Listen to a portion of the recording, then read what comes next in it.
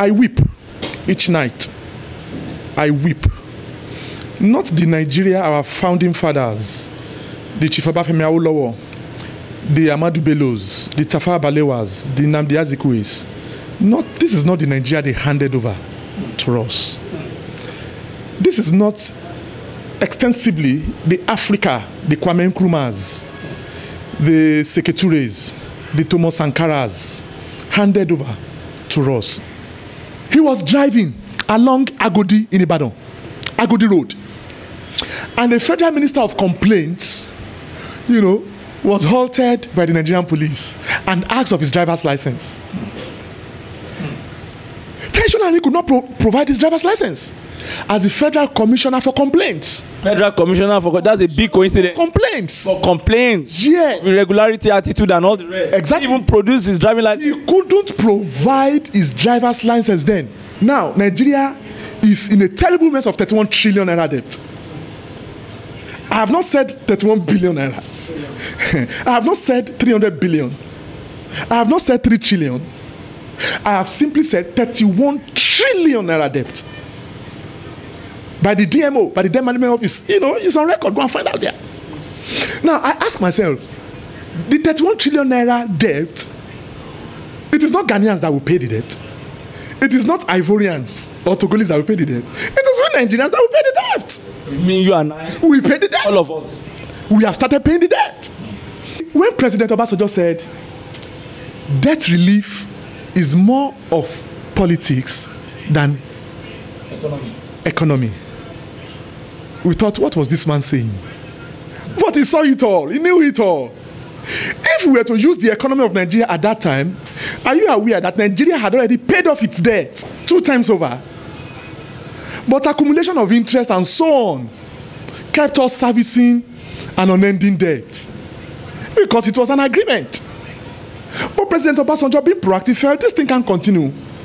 I cannot begin to talk of economies, gross domestic product, internal generated this, internal parity, value this. No, he went and met Tony Blair and went some other G7 members.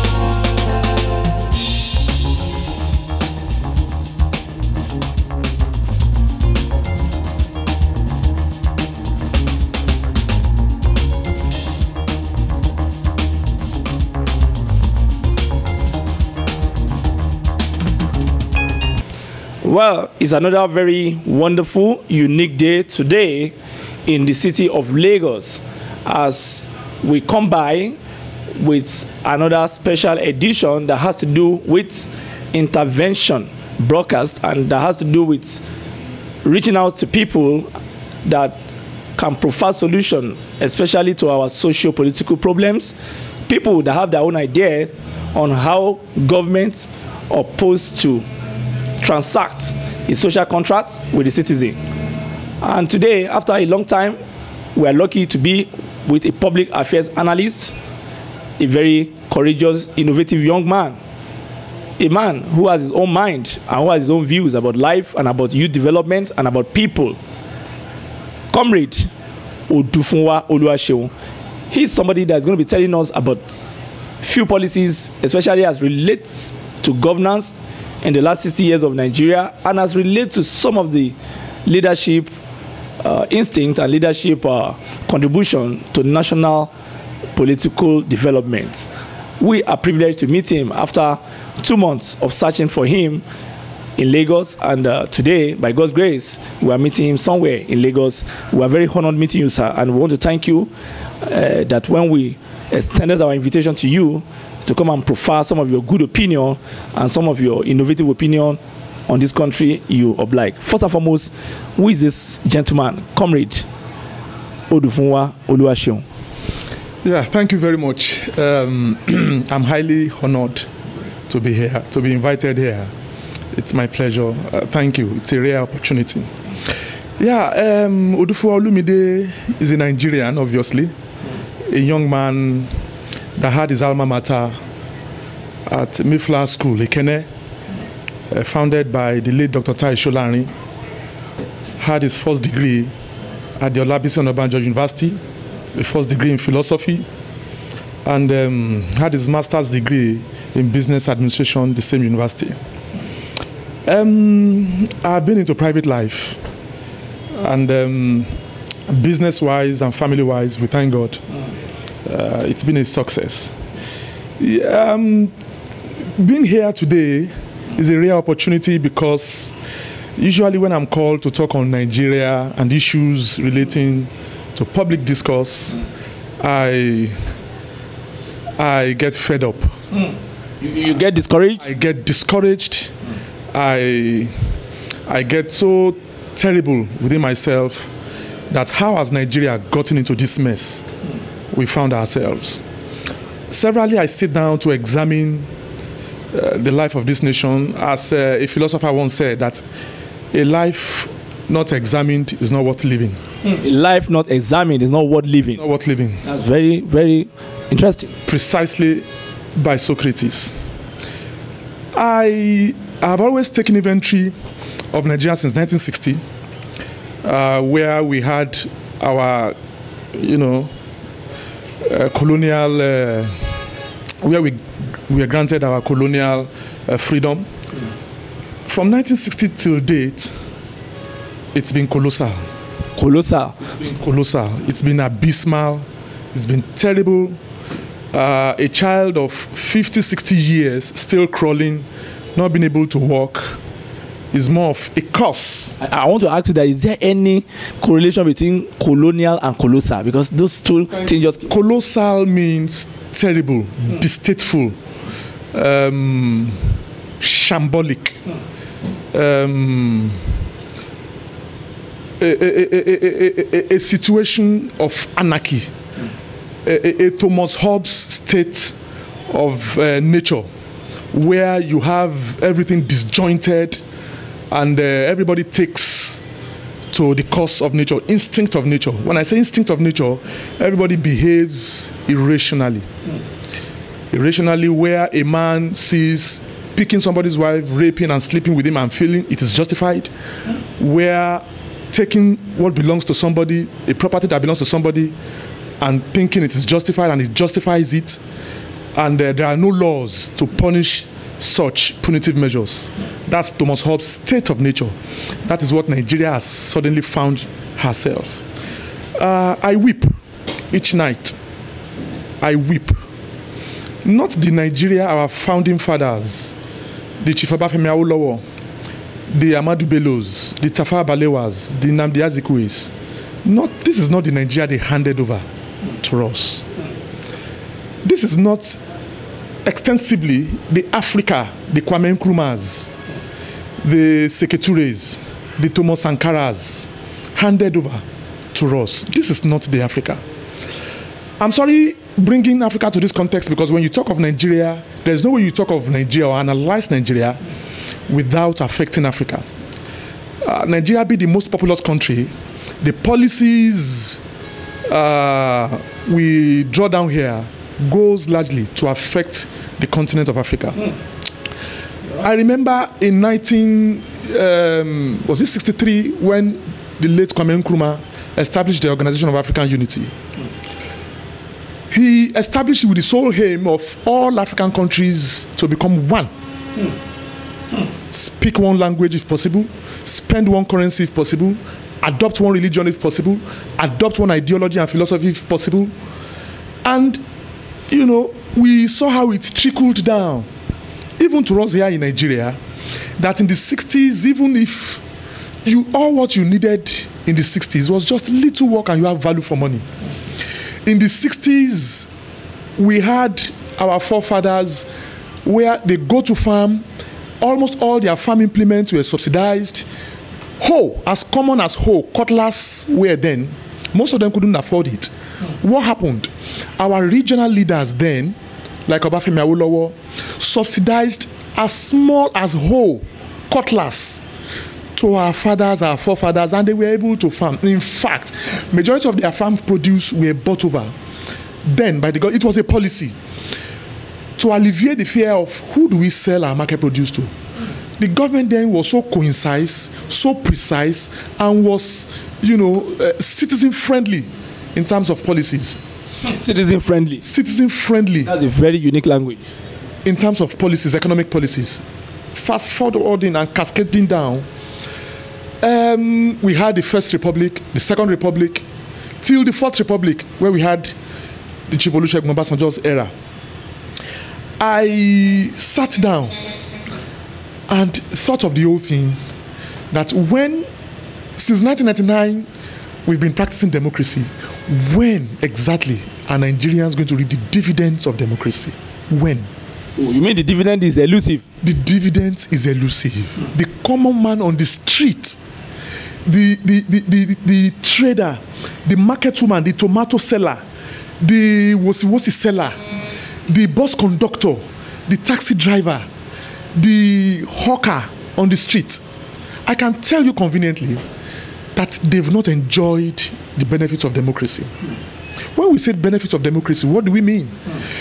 You see, it is when we want to cajole Nigerians that we begin to talk all these technical jargons and all these consumers protection index, all these CPI, RCI, talking all these economic jargons. To the ordinary man there, the dividends of democracy is being able to find food on your table. The dividend is to find food on your table. Find food on your table. For your stomach. For your stomach. Being able to provide for your children. Being able to pay school fees. Being able to feed 3 square meals. Being able to afford the basic necessities of life, including accommodation. That is the dividends of democracy. But if you have to analyze now, or if you want to analyze now, where all these government technocrats and government representatives come, they begin to talk of all the technical jargons, economic policies, that does not transcend and translate. So what will benefit the common man? Now, what do I mean? And how do I mean? Let me be precise. Yes, sir, because we're still going to some bigger issues. In 1999, when President Obasanjo came over, I remember precisely. Then, we used to make fun out of teachers, that teachers' rewards were in heaven. And the only food teachers could afford then was beans. Beans? Beans. With agege bread. Yes. But President Obasanjo came and did something that I can say conveniently has never been done before. He brought a policy of what is called monetization policy. Monetization. And you see, what is that monetization? That monetization is just a situation where fringe benefits of what is supposed to accrue to civil servants and public servants were encapsulated, and paid en bloc President Obasanjo brought the monetization policy then, which enabled a lot of civil servants to be able to purchase cars, buy cars. You know, a lot of abandoned projects by civil servants were completed. Can you break it down? Because I don't seem to understand the monetization policy, because you use a language the other time which is very, very significant, citizen friendly. So what is monetization and the citizen? Thank you. Monetization simply means a situation, a government policy that puts together fringe benefits. When I say fringe benefits, I mean benefits, allowances, things that can ameliorate the suffering of a common man. Like, for example, you know, when you work in an organization, they pay you transport allowance, they pay you wardrobe allowance, they pay you feeding allowance. All those things are fringe benefits. Now, President Obasanjo encapsulated all the fringe benefits of civil servants under an umbrella called monetization policy. And that monetization is to be paid en bloc. When I say en bloc, the transportation, the feeding, the wardrobe allowance, and all those things to be put together, to be paid, and paid you once. Bim. The essence of that is for you to be able to acquire or meet up in terms of standard of living, to meet up to your colleagues in the private sector. Of course, then, we are just blaming civil servants that there is corruption, they steal in civil service. Why wouldn't they steal? Now, we are talking of 30,000 naira minimum wage.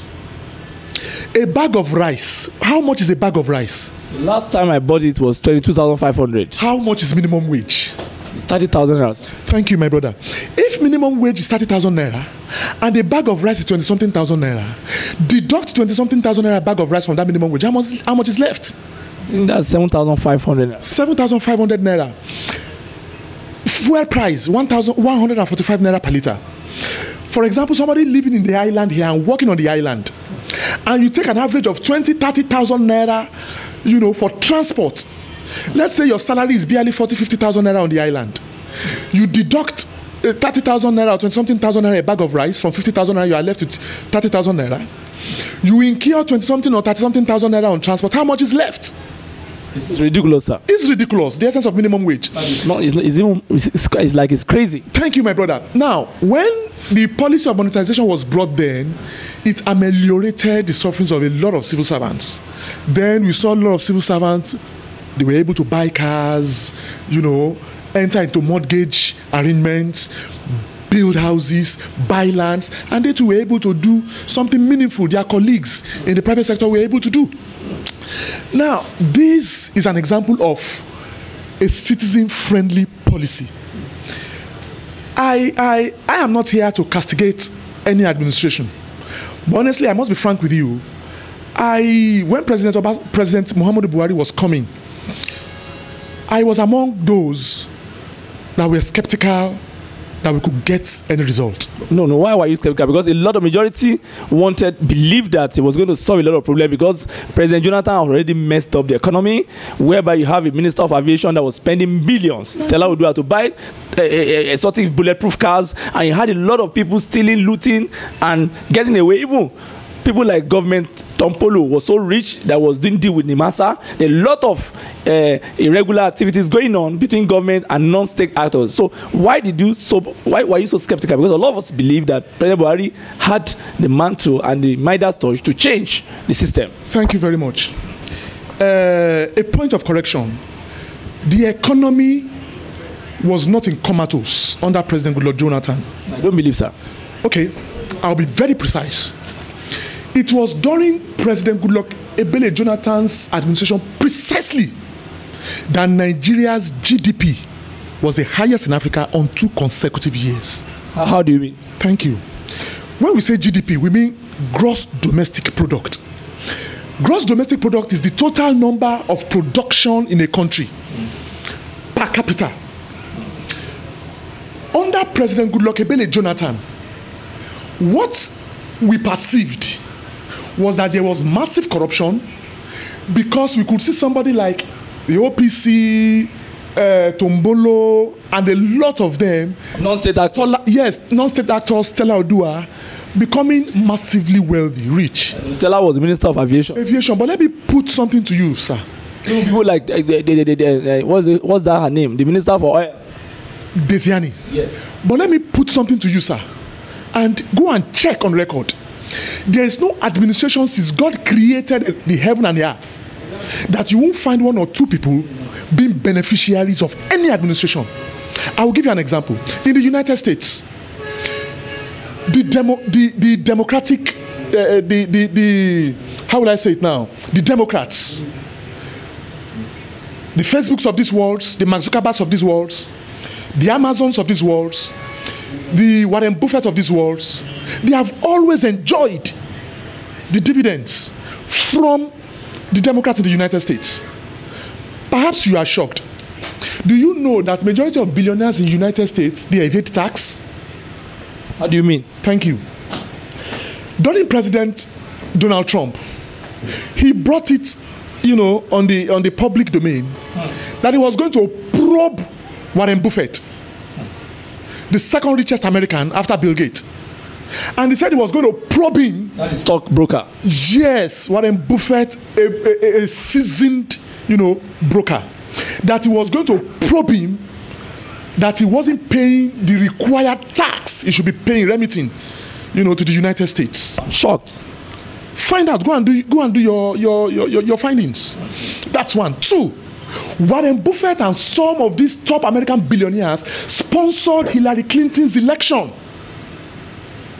monetarily. Single-handedly. Quote me. Hillary Clinton of the Democrats was primarily being sponsored by the Warren Buffett of this world and major American power blocks in the business sector. So, my brother, it is everywhere. It is not new to Nigeria. During the President Ibrahim Badamasi Babangida's administration, that administration made some Nigerians billionaires. Overnight. Chief M.K. Abiola was made a billionaire during the military government of General Murtala Muhammad. When General Murtala Muhammad was the Minister of Signal in Nigeria, that was when the contract of communication was handed over to Chief M.K. Abiola. Chief M.K. Abiola was a major beneficiary of the Yakubu Gowon Murtala Muhammad administration. So in every government, every administration, you will see some that will be beneficiaries and you will see some that will suffer. Little wonder during Chief Olusegun Obasanjo's administration, people like Femi Otedola, people like Jimovia, people like Jimo Ibrahim were made. During Yakubu Yaradua, people like what's his name, the Delta State Governor, then James Ibori, were massive billionaires. They were made overnight. During the time of the first republic, people like Okotiebo, the Minister of Finance then, they were made. It was also rich that a PA carries plots. Yes. So my brother, the issue of Tampolo, some individuals becoming billionaires in administration of Goodluck Jonathan is not new. Now the bottom line is this: was Nigeria this terrible or not? I just gave you an analysis and go and find out. Nigeria was adjudged the best economy on 2 consecutive terms during the Goodluck Ebele Jonathan in terms of our GDP. The CBN governor then, Olabisi Sanusi, said $20 million or is it $20 billion was missing, you see, from NNPC crude accounts. You see, my brother, I won't want to comment on that much, but I will tell you this: no $20 billion was missing anywhere. Are you saying that his Emir, His Excellency Emir Sanusi Lamido was lying? Lamido Sanusi not only lied, Malam Lamido Sanusi blowed issues out of proportion. But he was the CBN governor. My brother, listen, I will prove something to you today. In as much as I love him as an individual, he who must come to equity must come with clean hands. Malam Lamido Sanusi was a beneficiary of the PDP administration that made him the CBN governor and that made him the Emir of Kano. We all know that by ascendancy then, he was not supposed to be the emir of Kano. When Kwankwaso and others used their political clout to make him the emir of Kano when Jonathan refused to give him a second term. That's one. But it was. Secondly, the $20 billion, he could not substantiate it. My brother, let me tell you something today. Do you know what it means for $20 billion to miss in the coffers of a government, in the CBN? Do you know the corrupt country like this? How are we sure that it's not true? You see, when there's no transparency at the top echelon of governance. You see, the then Minister of Finance, Okonjo-Iweala, accused him, and he couldn't substantiate it. If you can give me a daily an article where he substantiated that 20 billion naira, my brother, $1 billion, I will apologize to you and I will apologize to him. The then Minister of Finance, Okonjo-Iweala, was shocked with his revelation, with the revelation of Sanusi, and called him that I, as the Minister of Finance, I am not aware of such missing money. Come and explain. And he couldn't explain.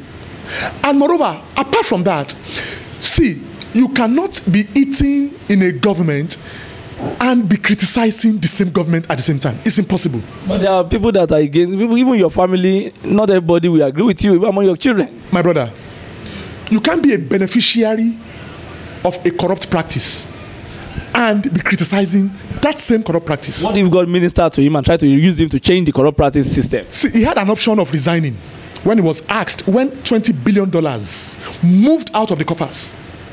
If he had resigned and made this noise, he would have been credible. I will give you an instance. In the 60s, when late Dr. Tai Sholari was the Commissioner for Complaints, he was arrested. You know, he was driving along Agodi in Ibadan, Agodi Road.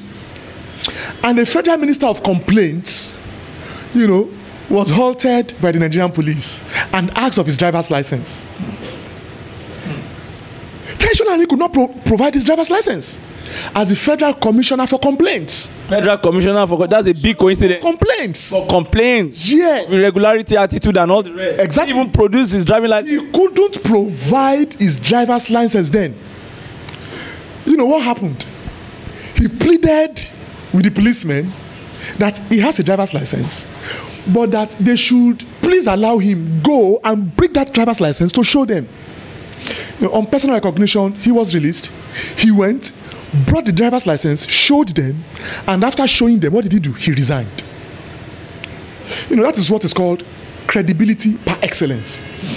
If you are making noise that $20 billion is missing, and you are the chief executive of that finance house where $20 billion is missing under your nose, the natural, moral, ethical question you should have asked was that, why didn't you resign? You would have been most honorable, you would have been most celebrated by resigning. 3, Dr. Nelson Mandela of South Africa. You know, we know that the normal African syndrome, you know, to power is second term, third term. When Nelson Mandela, you know, exhausted his first term, he voluntarily relinquished power, that he wasn't going for a second term. That is credibility. That is credibility by excellence. The minister, don't let us go far. South Africa is far. The Minister of Finance, the then Minister of Finance, Kemi Adeosun, you know, was just accused of, you know, NYSC or no NYSC. Yeah, nobody accused her that she didn't go to school. It's just NYSC. And what is the statutory, you know, something of function of NYSC? It's service, national service. He was accused. She was accused. That she didn't offer it properly. That she didn't. And what did she do? She wasn't, you know, sacked. She resigned. That is honor. 4. During President Olusegun Obasanjo, and I will keep saying it till tomorrow,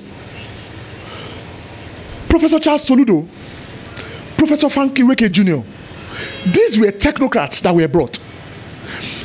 Professor Charles Soludo, you know, was in a position to amass wealth massively to himself. After Pierre, he did.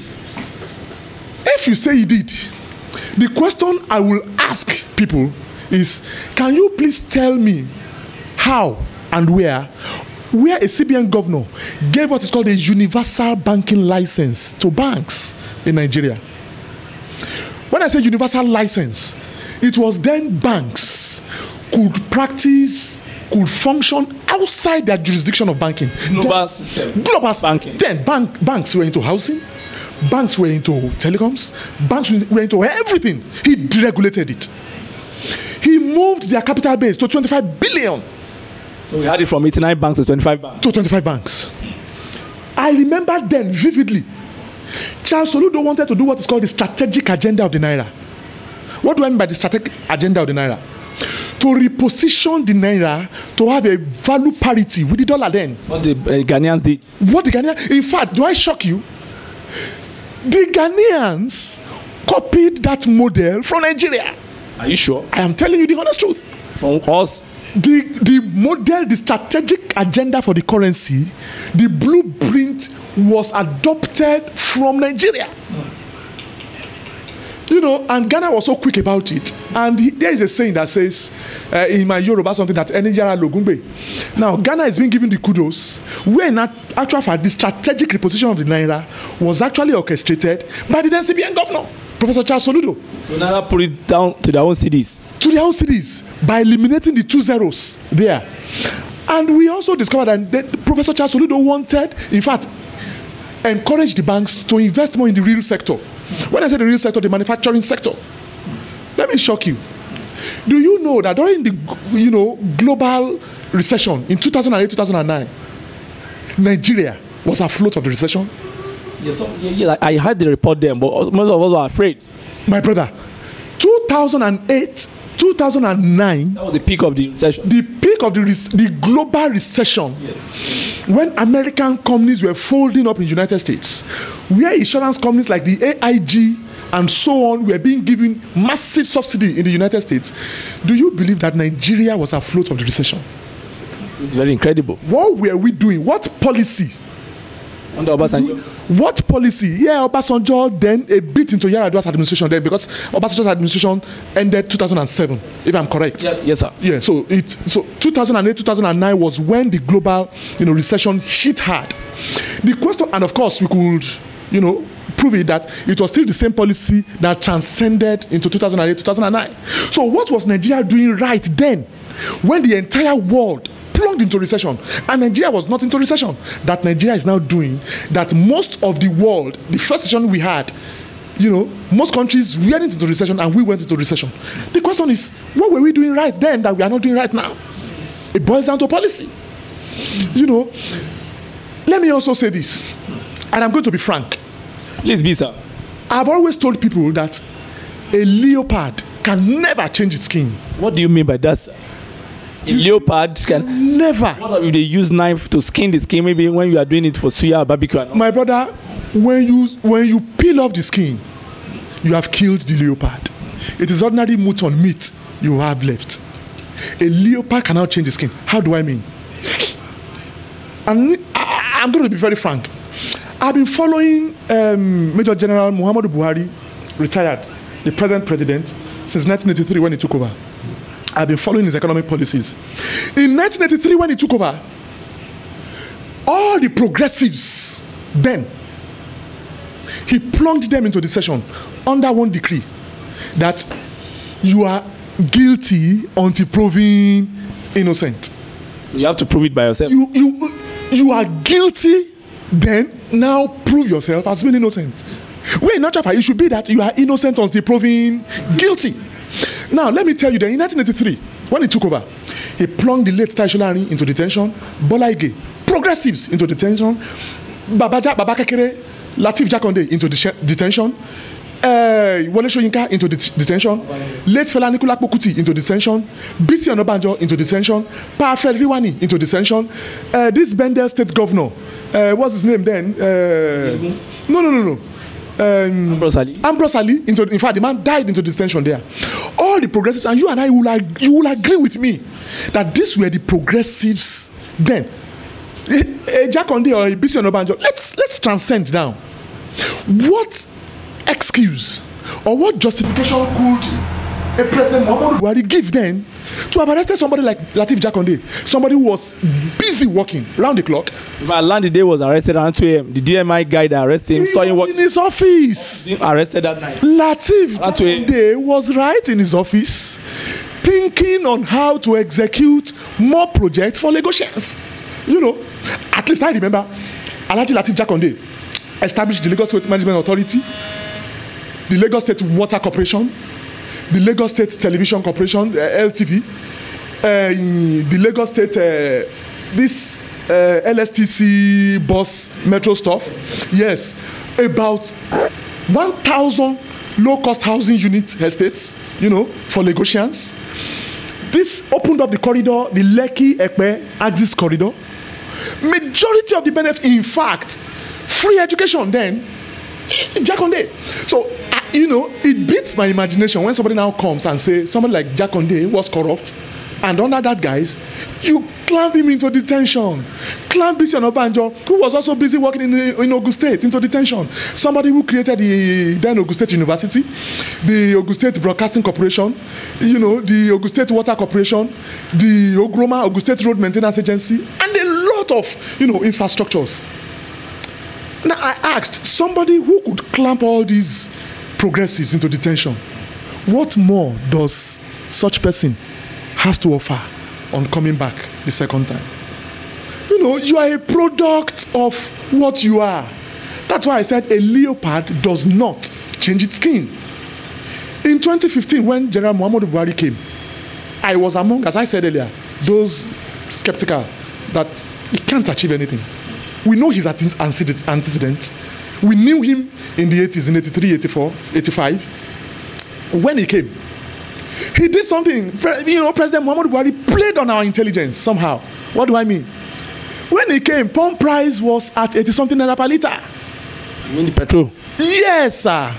Is it 84 naira per liter or 85 naira per liter? 87 naira per liter. I don't want to quote a wrong figure. When he came, you know, he told Nigerians, he discussed with Nigerians, he had, you know, rapport with Nigerians that let me take this thing to 145 naira, and I would have succeeded in removing subsidy from fuel, and that the excess, you know, difference of that 87 to 145 will be used in building infrastructure and so on. And Nigerians allowed him. And since then, pump price was sold for 145 naira per liter. What did we have? What did we get in return? So Nigerians were massively scammed. Are you sure?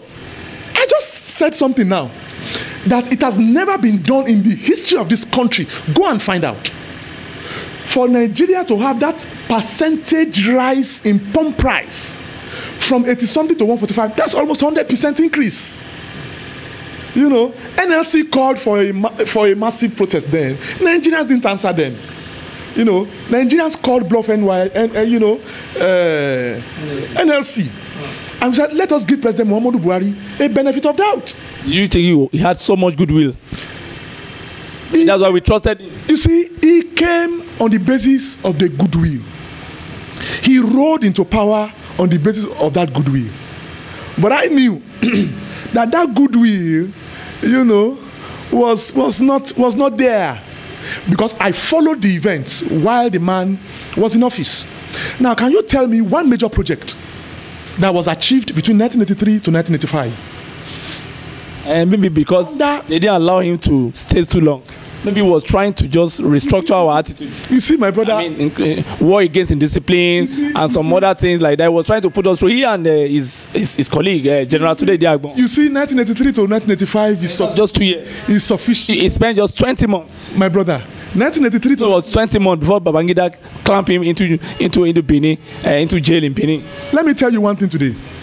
Any serious-minded government, if you want to assess any serious-minded government, the time lapse is a minimum of 6 months. 6 months. 6 months, I'm telling you. And I'm going to prove something right to you today.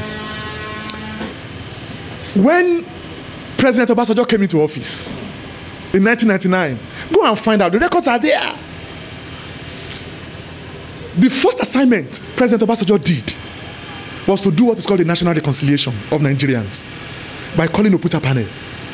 You know, reconcile Nigerians. He President Obasanjo's 1999 to 2001, in fact, to 2002 precisely, that was when he launched Nigerian satellite into space. Nigeria Satellite 1. You know, that was when President Obasanjo increased the minimum wage from 3,500 to 7,500. Then, from 3,500 to 7,500. Then, go and find out. The records are there. That was when President Obasanjo gave a new leaf of life to agencies like the Civil Defense, gazetted them, you know, and they became a federal, you know, security agency. That was when he remodeled our security agencies, the Nigerian Immigration, the Nigerian Police, and so on. You know, all within the sphere of that little time. Are you aware that he also retired 93 generals? You see, that is part of the rejig, part of, you know, the active prowessness of a leader who intends to work and affect, you know, the people. I'm going to give you an example. President Obasanjo changed cabinet. Go and find out. More than 4 times in his 8 years. More than 4 good times. In his first term, General David Jembe was the Minister of Police Affairs. Why did he remove him?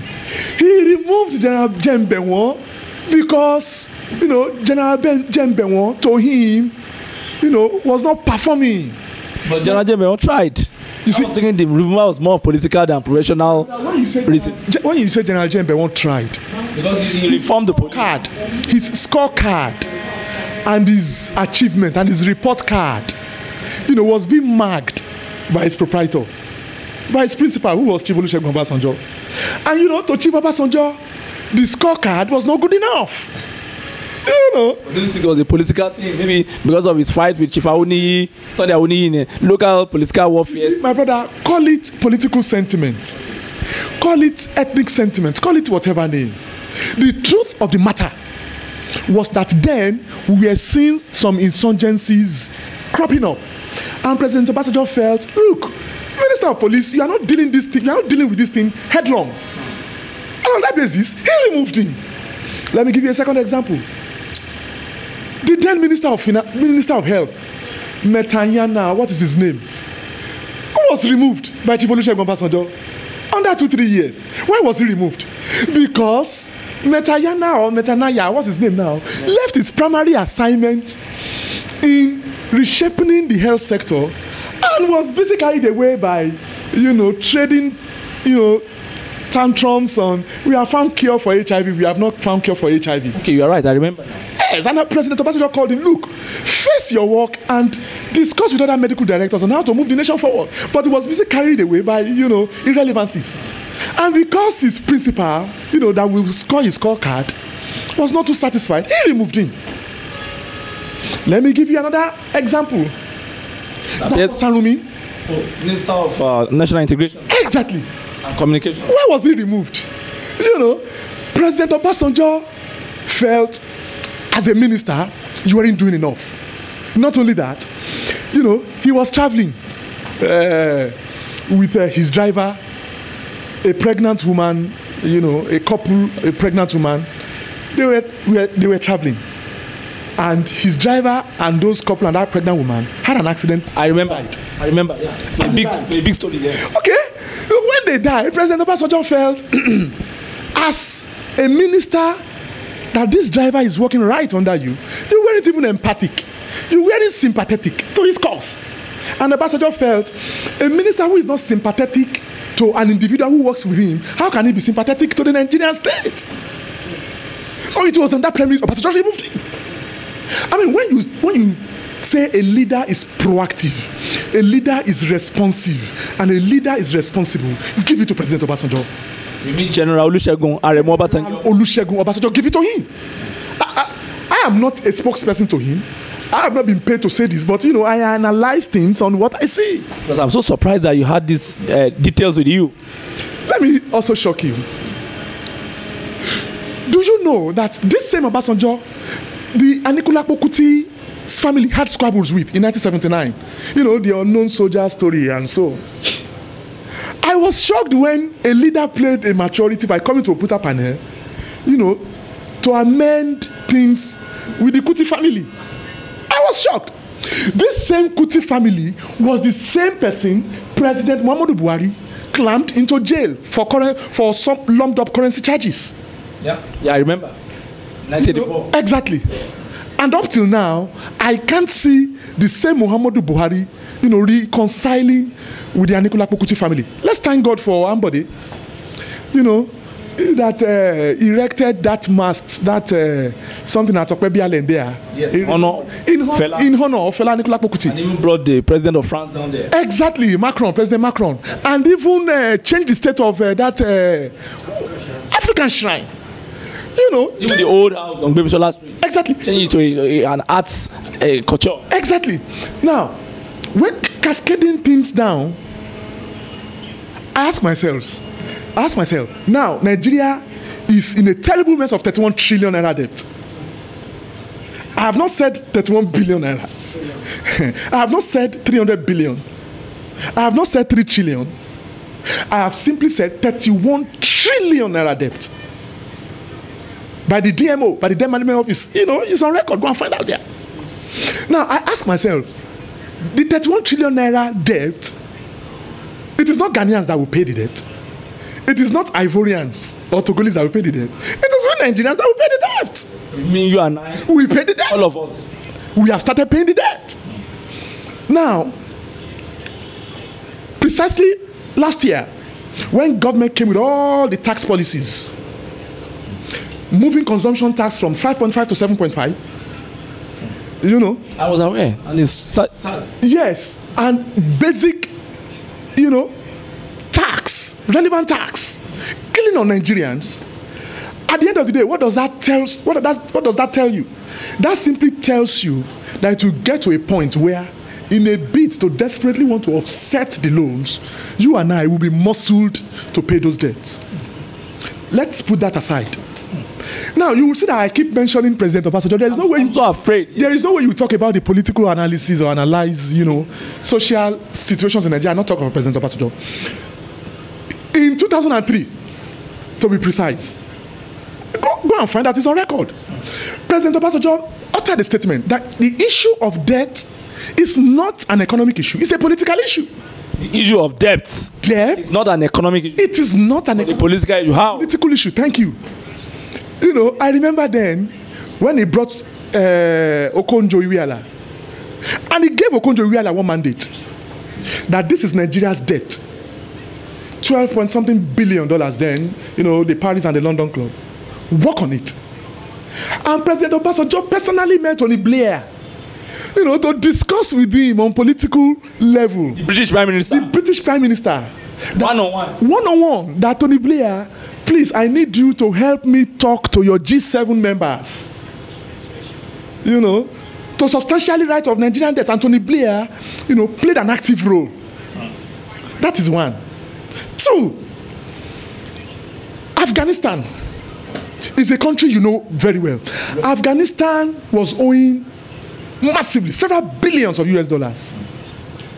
When they were to negotiate their debt, they went to negotiation with the US that, okay, United States will allow you use our airspace. Pakistan will allow you use our airspace to attack Afghanistan for the Osama bin Laden you want to catch. But then, you can only come on the basis of, we are also putting this on the table. Our debt. Our debt on the table. Oh yeah, win-win situation. Enter our airspace. And what do you want to do? We allow you into our airspace and you grant us debt relief. And it worked. And US granted them a massive debt relief. That's a big diplomatic challenge. That was why President Obasanjo said the issue of debt is more of politics than economy. You use what you have to get what you want. Exactly. Nigeria, I keep wondering how Nigeria, keep plunging itself into more debt and further debt instead of them to use things we have to negotiate debt relief. Let me give you a third example. Iraq went into negotiation with the United States. That US, okay, no problem. Have Saddam Hussein, We will deliver Saddam Hussein. We will work with you. Aspire to deliver Saddam Hussein. Have Saddam Hussein, because Saddam Hussein has been on your neck. He's a stumbling block, just like Fidel Castro. You know, of Cuba. Yes. Have Saddam Hussein and give us debt relief. And the compensation of Saddam Hussein being killed by the United States to Iraq was massive debt relief. Oh, December 2003. This is politics, not economy. Now, when Okonjo-Iweala came, you know, because Okonjo-Iweala understood the dynamics, the political dynamics from the World Bank she was coming from, she was meeting all these Paris, London club, G7, personally one-on-one to discuss terms, political terms.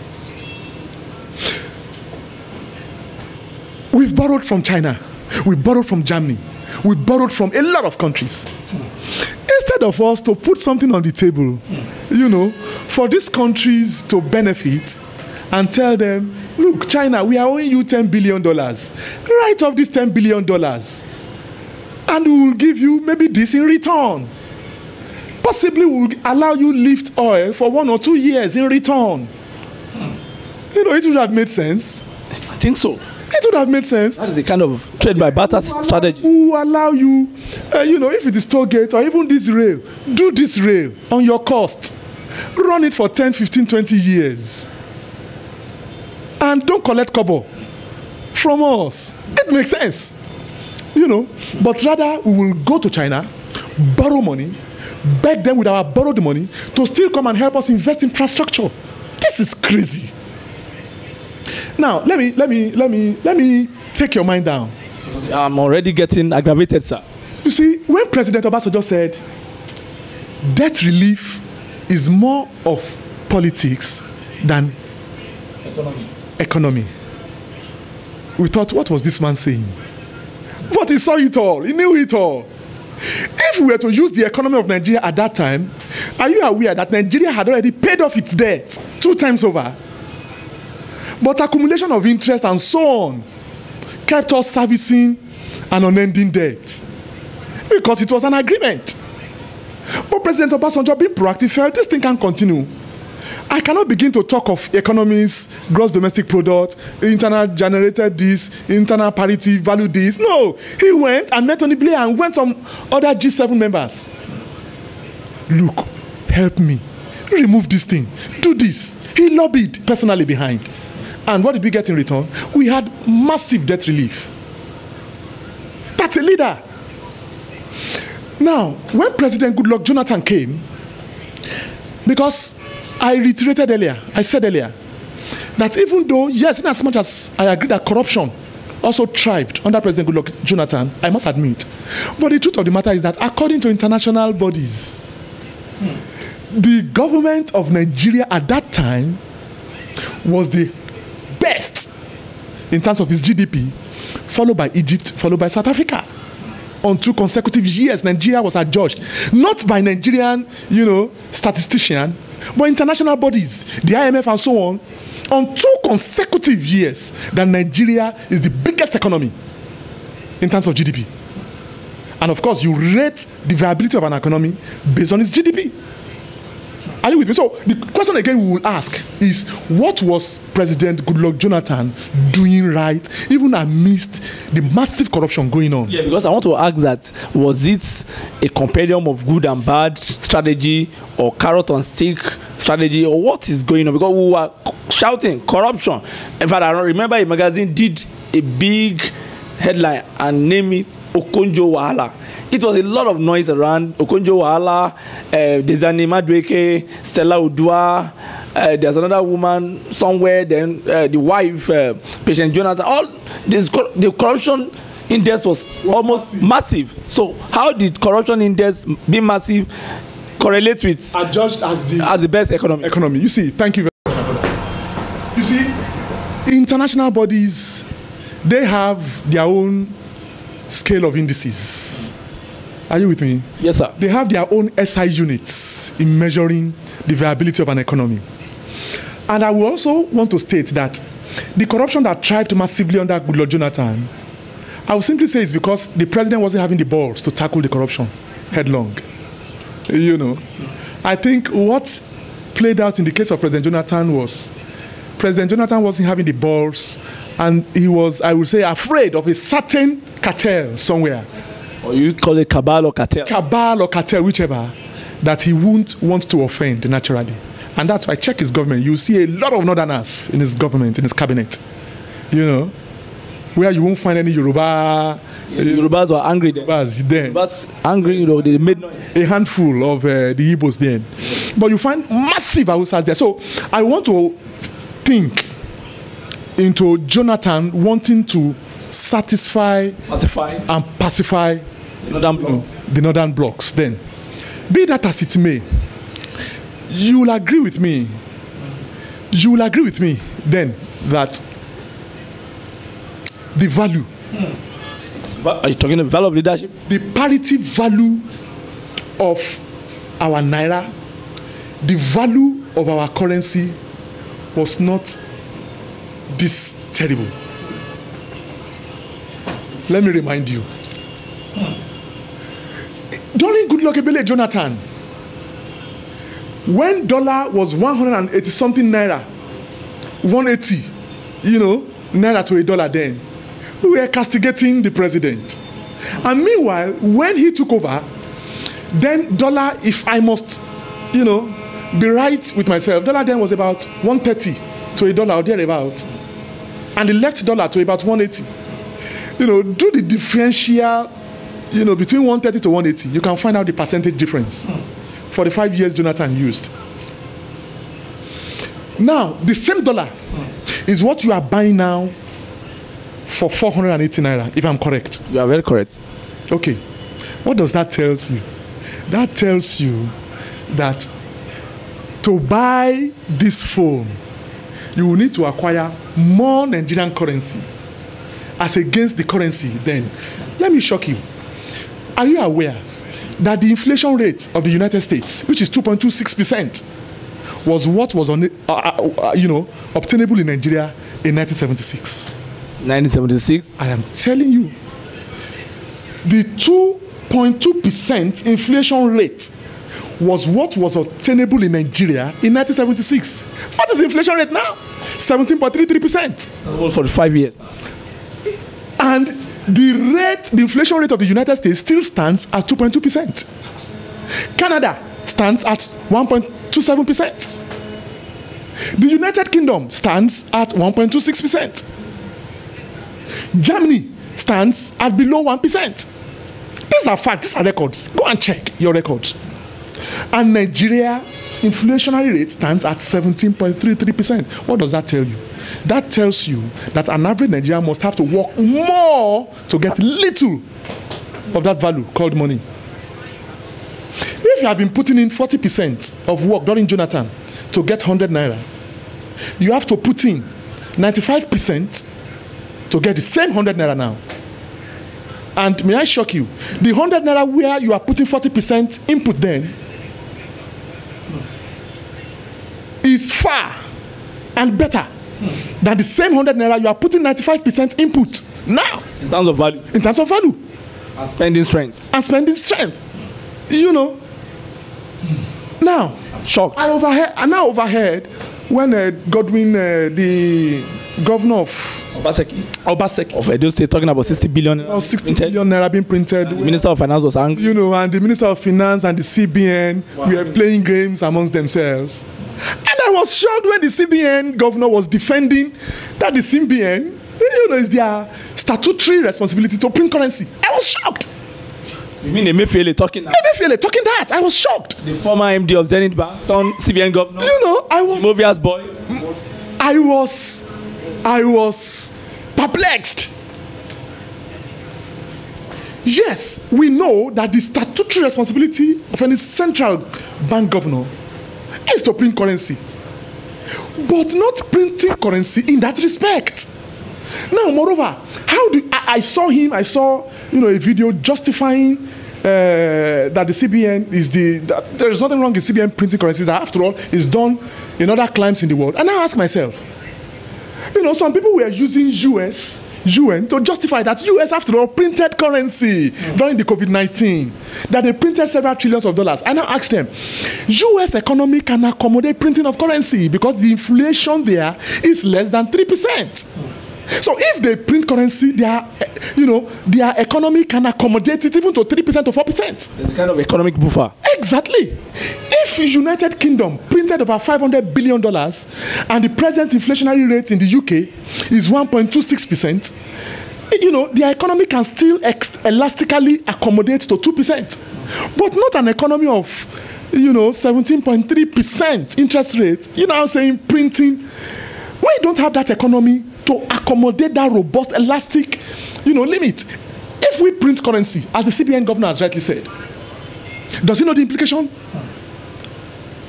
The implication simply is that the value of our currency, which is still even 480 naira to $1, loses further value.